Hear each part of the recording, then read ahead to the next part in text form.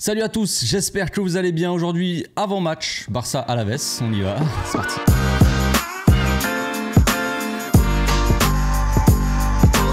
Au passage, n'hésite pas à nous rejoindre si c'est pas encore fait et à partager la chaîne autour de toi, ça fera plaisir à tonton. Je ne remercierai jamais assez les fans, les fans à travers le monde qui me soutiennent et qui regardent toutes mes vidéos comme ça, même ceux qui commandent pas et qui regardent mes vidéos et qui... Des fans silencieux quoi, j'ai envie de dire, j'ai envie de les appeler comme ça, vous aussi.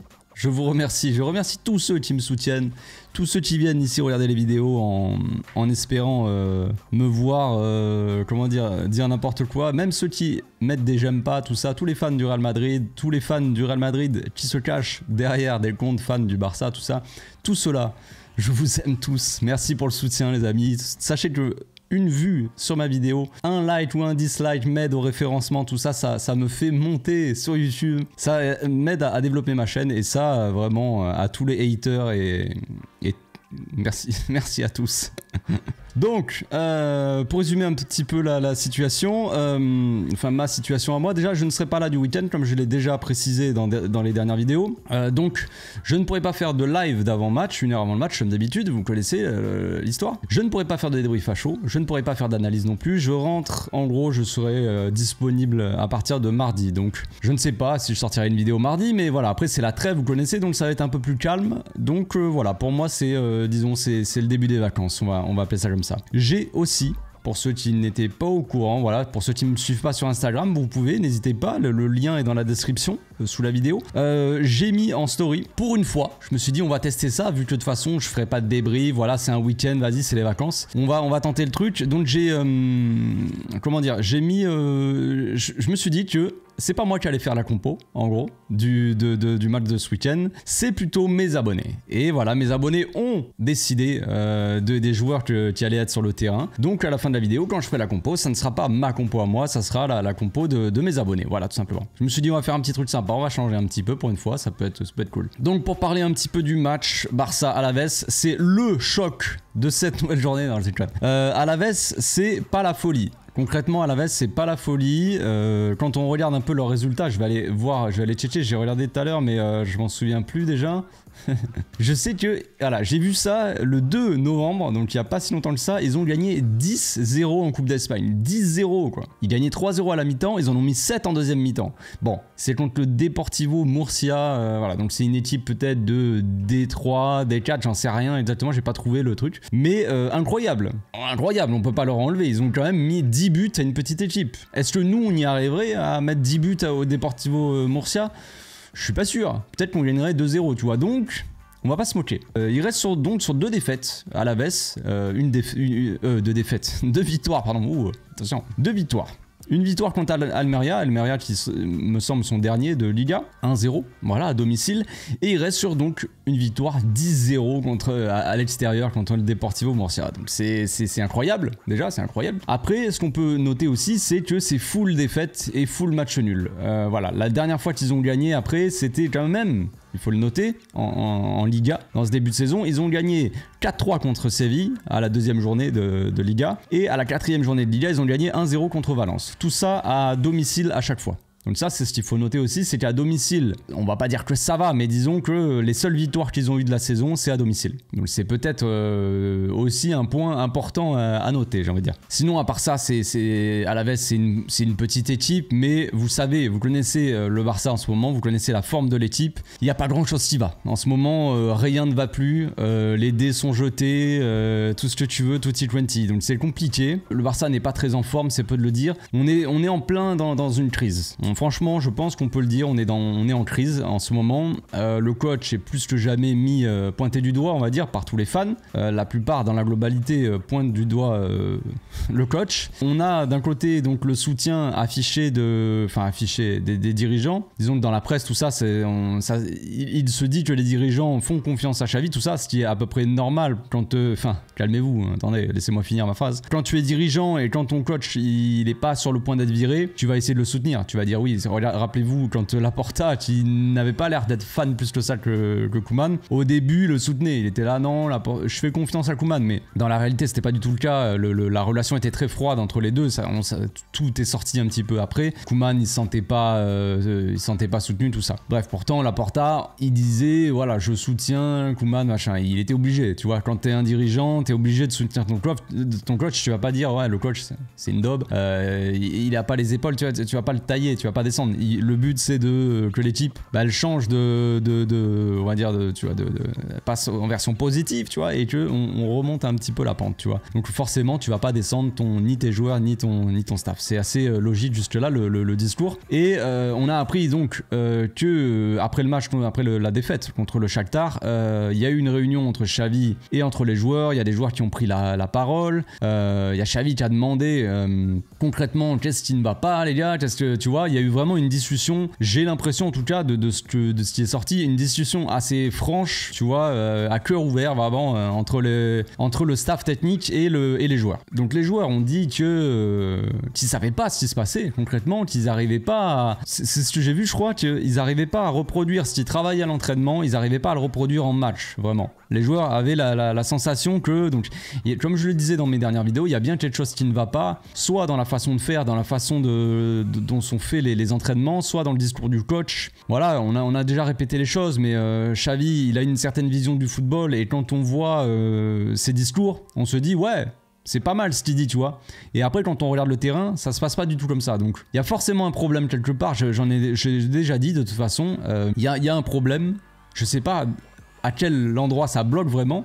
Est-ce que c'est le discours du coach qui passe pas auprès des joueurs? Est-ce que c'est la méthode d'entraînement qui ne correspond pas aux joueurs? Est-ce que tu vois? Et il y a une question qui se pose aussi, c'est comment les joueurs sont aussi bridés, on va dire, créativement. Parce que même, on a vu avant le match du Shakhtar, on a vu un discours de Xavi avant le match aux joueurs. Il y avait les joueurs en rond, il y avait Xavi au milieu, et il disait les gars, profitez, amusez-vous sur le terrain. Et on sent une équipe qui s'amuse pas et qui est complètement frustrée, bloquée.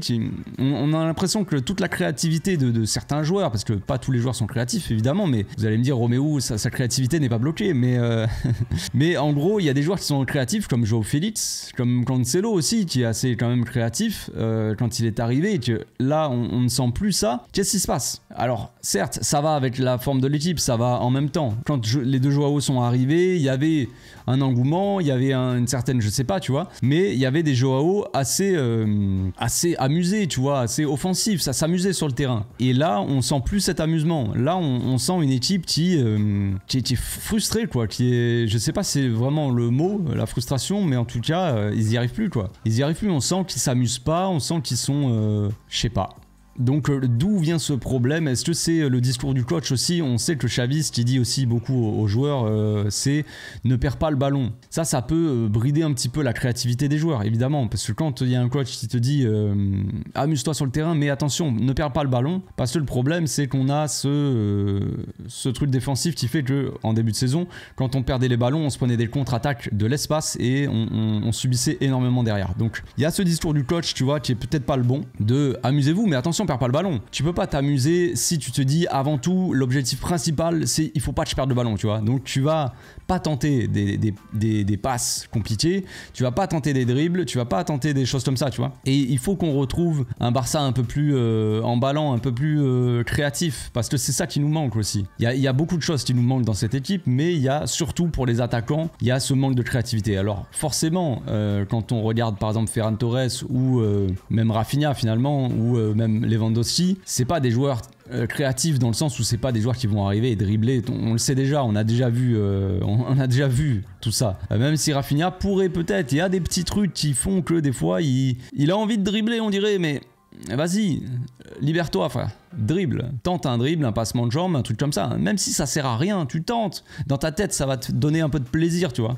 Peut-être. C'est comme on a tous joué au foot, si t'arrives face à un gars, tu fais 2-3 passements de jambes, le gars tu sens qu'il a peur un peu de se jeter sur toi, tu vois. Et même si tu le passes pas avec ces passements de jambes, tu fais 2-3 passements de jambes et après tu fais une petite passe vers l'avant, une passe intéressante, tu vois. Et tu vas te sentir bien, ça va te faire du bien-être dans ta tête, tu vois, dans ton cerveau. Ça va te libérer du bonheur, je sais pas, tu vois. Et tu vas te sentir un peu puissant, tu vois. Pourtant, t'as rien fait de spécial. C'est un peu pareil, il faut que les joueurs ils commencent à retrouver du plaisir avec quelques gestes bidons, mais tu vois, qui s'amusent un petit peu, tu vois. Faut que ça soit un amusement. Avant tout, si tu t'amuses pas sur un terrain de foot, il y a un problème. Il y a un problème. Il faut que dans la construction, tout ça, c'est comme ce que disait Guardiola, je crois que c'était Guardiola qui disait ça, j'en ai déjà parlé, mais le coach doit faire en sorte que l'équipe, elle construise le jeu depuis la défense, c'est notre façon de jouer, depuis la défense, après le milieu de terrain, puis après arriver vers l'attaque, mais une fois que tu arrives en attaque, là c'est aux joueurs de faire la différence, c'est aux joueurs d'être créatifs, tu vois. C'est pas le coach qui va dire, alors à ce moment-là, tu vas pas travailler à l'entraînement les passements de jambes, les dribbles, alors à ce moment-là tu pourrais dribbler, tu vois. Non, c'est les joueurs qui doivent se libérer, tu vois, là, et tu dois faire parler leur créativité à ce moment-là, tu vois. Et c'est au coach de surtout pas brider cette créativité aussi. Si le coach bride la créativité, c'est mauvais.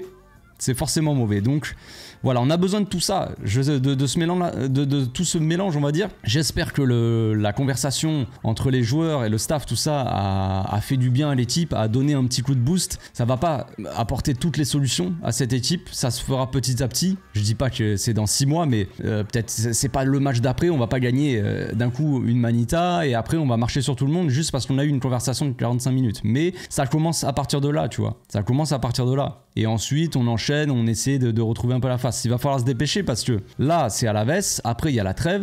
Et en revenant de trêve, il y a le Rayo Vallecano. Donc, on va dire que ça va, même si on a du mal contre le Rayo, mais ça va. Ensuite, on tape. Alors, j'ai plus dans l'ordre, mais je crois que c'est Atlético Madrid et Girone. Et peut-être Porto avant, entre les deux.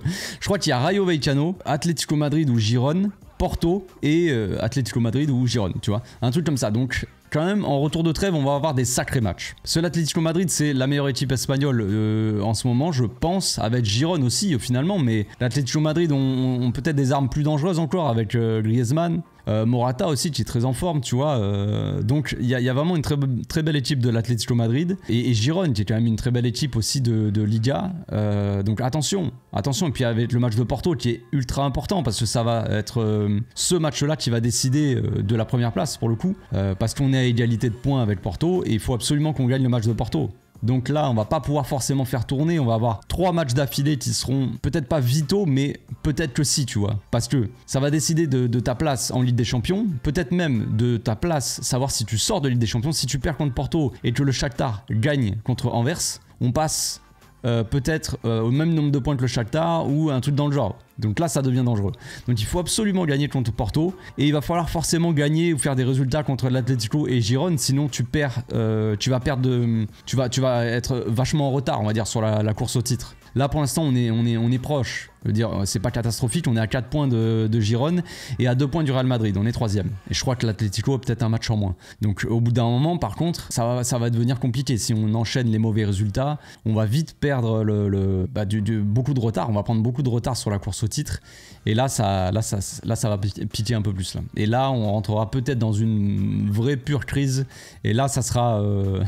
ça sera peut-être plus la catastrophe. Donc ça passe d'abord par une victoire contre Alaves. On va partir sur la composition de l'équipe, c'est parti. Donc votre 11, vous avez été nombreux à participer d'ailleurs à ce petit sondage de qui on met où, tout ça. J'avais mis dans mon sondage, j'avais mis Gavi, j'avais complètement zappé, mais Gavi est suspendu pour ce match. Donc ça m'était sorti de la tête avec tout le bordel sur le club en ce moment. Mais donc on n'a pas trop le choix. J'ai complètement oublié aussi de mettre comme proposition Casado en 6. Mon pauvre petit Casado, je l'ai oublié. J'avais mis en 6 soit Gundogan, soit Roméo, donc forcément c'est Gundogan qui a eu le plus de votes. Donc on a Cancelo, j'ai pas proposé pour le gardien, mais je pense que de toute façon c'est assez évident, ça sert à rien de proposer entre Inaki Peña et Ter Stegen. Donc on a Cancelo à droite, on a Araujo, défenseur central droit, Koundé, défenseur central gauche, Baldé, Gundogan en 6, Fermin Lopez, Pedri au milieu, Félix, Lewandowski et Lamine Yamal. C'était serré entre Lamine et Rafinha, mais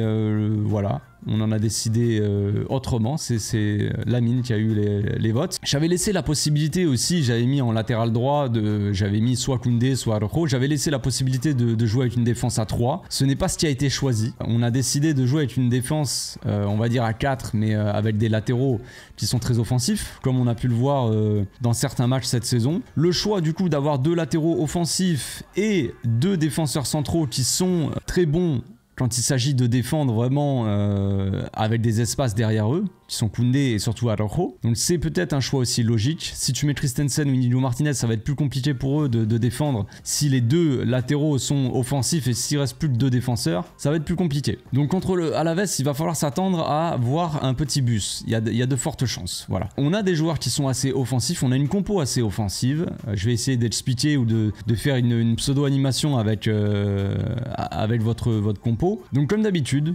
Lamine, je pense qu'il collera l'aile pour essayer de faire des différences, essayer de laisser Lamine en 1 contre 1. Le but ça va être ça, je pense aussi, d'utiliser Lamine comme déclencheur, de le laisser en 1 contre 1 contre le latéral. Je pense qu'Alaves va défendre à 5 derrière, il y a de très fortes chances qu'on se tape encore une fois un bus les gars, préparez-vous, ça va être sympa. On a Joao Félix qui va rentrer dans l'axe, on a Baldé qui va prendre l'aile, ça juste là c'est assez classique on va dire. On a donc Pedri qui va jouer, alors vous l'avez mis en milieu intérieur gauche, mais bon il peut être là et Fermin de l'autre côté, mais on sait que Fermin, il faudra qu'il joue assez proche de la surface pour qu'il puisse faire parler aussi sa frappe, sa petite frappe de balle. Derrière donc on a une défense à 2. Je pense que les 2 défenseurs centraux vont rester là et je pense qu'on peut jouer dans quelque chose qui peut ressembler à ça, 2-3-5 tu vois, avec un Gundogan assez central qui distribue, avec un Pedri à côté de lui, 2 joueurs qui sont très intelligents, qui vont mener le jeu à eux 2 on va dire. Pedri qui pourrait échanger sa place de temps en temps, enfin échanger sa place, je me suis mal exprimé, plutôt monter et apporter un soutien un peu plus offensif, ou alors Cancelo.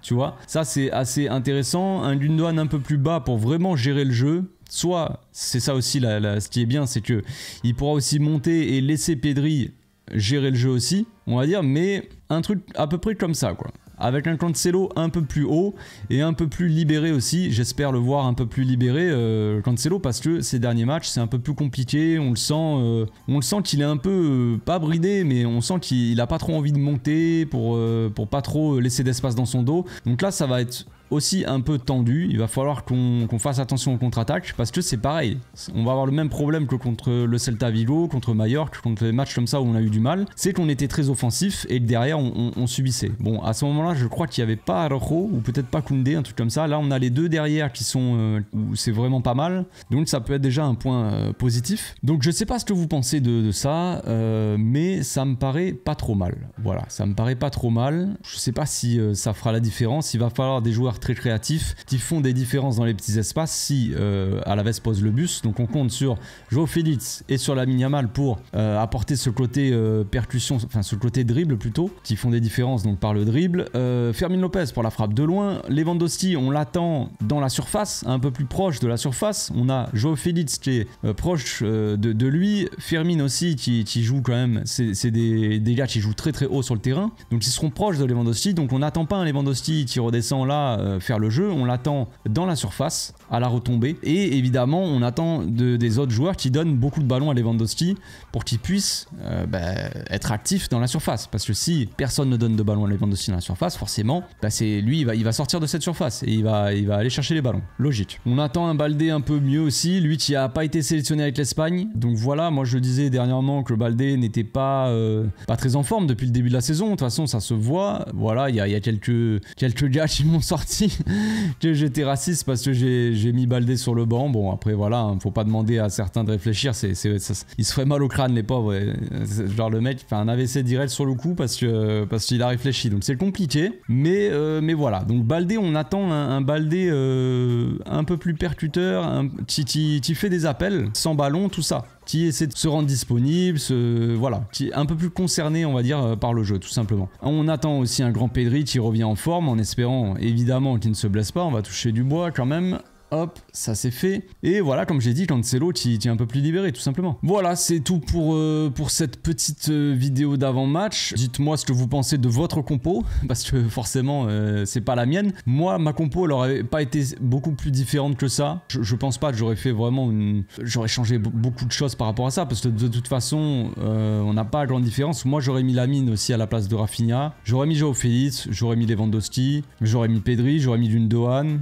Après, ça se joue avec Fermin. Est-ce que j'aurais mis Casado ou quoi, même si j'y crois pas trop. Voilà, et puis après, les défenseurs, j'aurais probablement mis ça aussi, je pense. Donc, j'aurais fait une compo assez similaire à celle-là de toute façon. Donc voilà, on se retrouve la semaine prochaine, les amis. D'ici là, portez-vous bien. J'espère que le match sera mieux. Moi, je pense que je pourrais même pas voir le match, voilà, pour vous dire. Donc, et après, c'est la trêve. Eh oui, j'ai pas de chance, c'est comme ça. Donc, à la semaine prochaine. Passez une très bonne journée. Ciao.